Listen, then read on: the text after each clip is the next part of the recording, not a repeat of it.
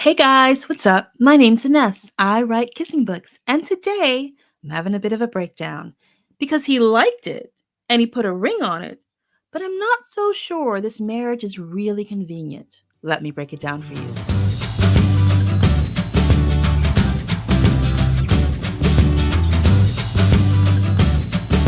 My favorite trope is forced proximity and specifically marriage of convenience. And that's what we're talking about today. In the marriage of convenience trope, the hero and heroine enter into a marriage not out of love, but for practical, strategic, or urgent reasons. These reasons can vary widely, but often include securing a fortune, fulfilling a last will, gaining a title, or even as a form of protection.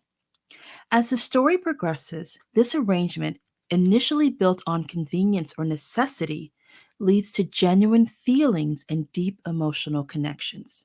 The beauty of this trope lies in the journey from practicality to passion, where the characters gradually discover love and intimacy in a relationship that wasn't initially romantic.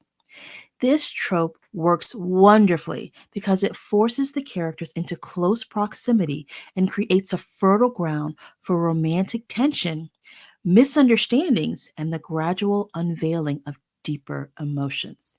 It's like watching a flower bloom. The relationship starts as something practical and slowly unfolds into something beautiful and heartfelt. It is my favorite trope, and I've studied it, written it, broken it down into a formula, and here are the seven elements of a marriage of convenience. Number one, reason. The reason for the marriage of convenience must be compelling enough to justify the decision to marry, and it often reveals a lot about the character's priorities and situations. These reasons can range from financial gain, social status, legal necessity, and even safety. Number two, the vow. Despite the practicality of the situation, the act of making vows are like swearing an oath. It brings the characters out of pretend as they make their promise. They're thinking about the reasons, and now they are reciting the promise, almost like a spell. Number three, my favorite, the kiss. The first kiss can stir unexpected emotions, planting the seeds of future romance. And it's always hilarious to me that these dummies get to the in front of the justice of the peace or the preacher or whomever is marrying them, and they're like, "Oh, we got a kiss? I forgot about that part." Think about the 12 stages of intimacy. Kissing is number 7 on that 12-point level. You're more than halfway to the home run. Number four, the fun and games or the falling in love moments. During this phase, the characters start to see each other in new lights. This whole sequence is filled with moments of levity, deeper understanding, and growing attraction, often happening during everyday activities or shared challenges. Number five, the mirror moment. This is when the characters realize their true feelings, often leading to internal conflict as they reconcile these emotions with the original pragmatic reasons for their marriage. Number six, the dark moment. The climax of external conflict, often where the initial arrangement for the marriage is threatened or exposed, leads to the crisis.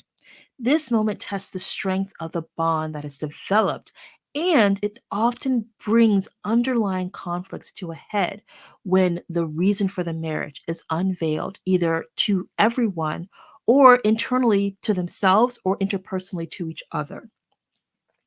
And finally, number seven, the grand gesture. In true romance fashion, this is where one or both characters makes a significant, often public declaration of their love. It's a moment of vulnerability and courage where they demonstrate their commitment and the depth of their feelings and show that this inconvenient marriage is now a necessity in their lives.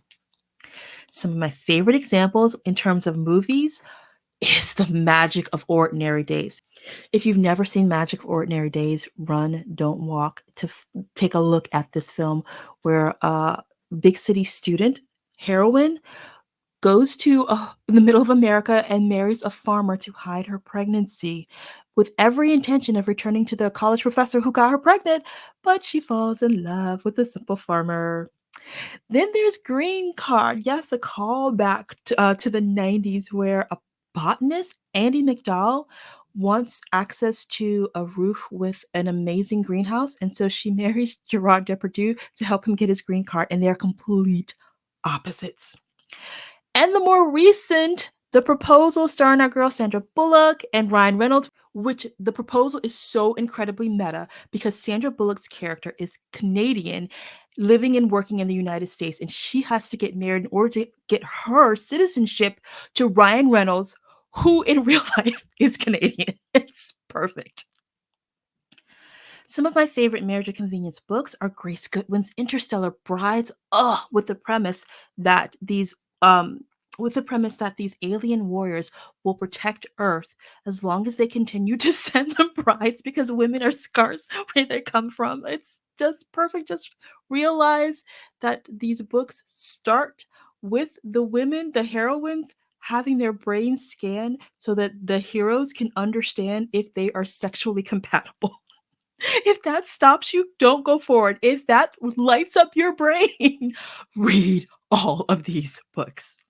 Another favorite of mine is the Chance Creek, or better known as the Email Order Bride series by Cora Seaton. This is an annual reread for me. Some notable ones are Trophy Husband and Convenient Marriages series by Noelle Adams. She is an auto-buy for me. As well as Devil in Winter, which is Evangeline and Lord St. Vincent's story. But one of my absolute favorite marriage of conveniences is Courtney Milan's The Governess Affair. This is a short novelette. I think it's like 20,000 words. I didn't even realize it was 20,000 words because it hits every single button in my brain that lights up about marriage of convenience. And she usually has it set for free. But seriously, buy that woman a coffee because this book is so good. Some others in the TV realm, none of which I've seen, are 90 Day Fiancé, Love is Blind, and The Bachelor all revolve around a marriage of convenience. When crafting your own marriage of convenience story, you'll want to pay particular attention to the 7 elements as well as the character dynamics and the emotional journey. Speaking of character dynamics, you want to delve into the character archetypes typically involved in this trope. It's often characters with contrasting personalities or opposite backgrounds that are forced into proximity. This is how the stage is often set for conflict in these kinds of romances. So opposites attract, enemies to lovers, good girl versus bad boy, or vice versa. With regards to the emotional journey, it should follow a progression from reluctance or indifference to deep emotional connection and love. And I want to break this down a little bit further. I think that there are 7 things within the emotional journey that you should pay attention to. There's often that initial reluctance or indifference. This is when the story typically begins with the characters entering the marriage with little to no romantic interest in each other. The story typically begins with the characters entering the marriage with little to no romantic interest in each other. The characters often see the marriage purely as a means to an end. Then, number 2, there's an awkward adjustment period. So, following the marriage, there's a phase where the characters adjust to their new lives together. This period is ripe with awkward interactions, misunderstandings, and perhaps even conflict as they navigate the complexities of sharing a life with someone they don't love romantically. Which leads to number 3, growing acquaintance and appreciation. So gradually, the characters begin to understand and appreciate each other. This could be through shared experiences, witnessing admirable qualities in one another, or simply getting to know each other better. It's important in this phase to show the characters seeing beyond their initial assumptions or prejudices. Then, number 4, emerging feelings as well as denial. As they grow closer, romantic feelings start to emerge. This phase is often marked by denial, as admitting these feelings would challenge the very foundation of their pragmatic marriage. Number 5, the connection starts to deepen. Eventually, the characters can no longer deny their growing connection. This is often a tender phase filled with moments of intimacy and vulnerability and deepening emotional bonds. It's key to show their feelings are based on a genuine understanding and appreciation of each other. Usually, this is happening in the fun and games moment where they're going on their dates, air quotes, and they're getting to know the true, real person that they just married. Then, number 6, conflict and realization. Despite the deepening connection, there's often a conflict or crisis that forces the characters to confront their feelings. This could be an external threat or an internal realization. It's a pivotal moment where they must decide whether this relationship is just a convenient arrangement or something more. Which leads us to number 7, acceptance and commitment. Finally, the characters accept their true feelings and commit to each other, not out of convenience, but out of love. This often involves overcoming obstacles or making sacrifices, underscoring the depth of their true feelings. The evolution of the marriage of convenience trope from historical to contemporary romance reflects a broader social and cultural changes that have happened over time, particularly in attitudes towards marriage, individual autonomy, and the notion of romantic love. In historical settings, marriages were often arranged for economic security, social standing, or political alliances. Romance was a secondary consideration if it was considered at all. Typically, historical romances portrayed a power imbalance, with women often having less agency. Marriages of convenience were sometimes the only means for a woman to secure her future. These stories were grounded in the norms and values of their time, where duty and social obligations often superseded personal desires. In modern settings, while economic or social gains remain reasons for a marriage of convenience, the motivations have diversified. These include legal benefits, immigration issues, business arrangements, or even quirky bets and challenges. Contemporary stories often depict characters entering into these arrangements on more equal terms, reflecting modern ideals of gender equality and personal agency. Modern narratives use the trope to explore themes of self discovery, personal growth, and the reevaluation of one's priorities and desires.